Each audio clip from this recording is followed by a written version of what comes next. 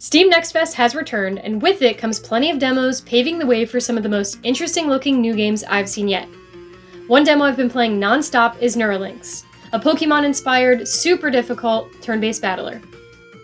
If you've played the Radical Red puzzle mode or similar ROM hacks, this is like those on steroids. Neuralinks gives players what feels like insurmountable challenges at every battle.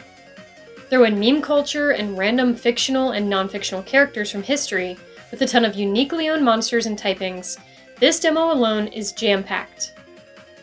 The early game centers around the player character Juan, creating a team that feels like it can't even beat the first fight. But with use of an open team sheet for every battle, in combination with potent prediction switching, various held items, and an understanding of where the fight might go next, each fight can be completed. I personally am not the best Pokemon player, but the game describes itself as the Dark Souls of monster taming, as well as brutally difficult. And boy is that correct. You won't be collecting monsters in a traditional fashion.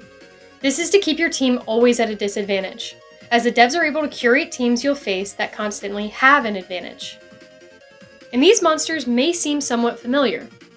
While each monster is its own entity and has its own stats and move pool, Neuralinks' specific monster roster allows for some of these familiar monsters to shine more than they would in Pokemon's current meta.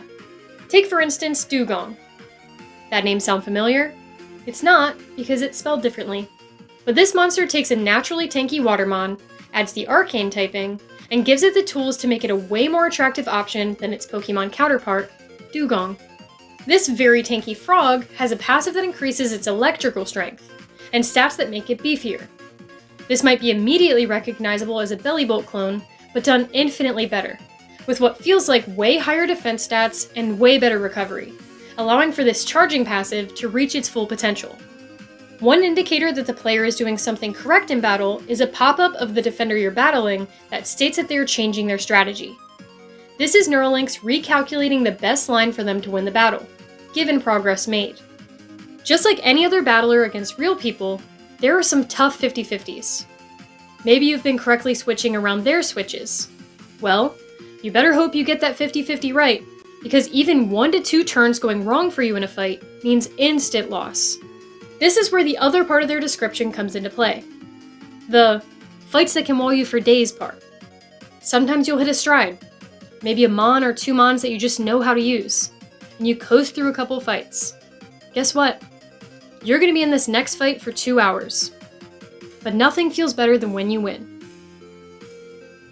Are you excited for any new games featured in Next Fest? Please check out Neuralinks and let me know what you're looking forward to down below.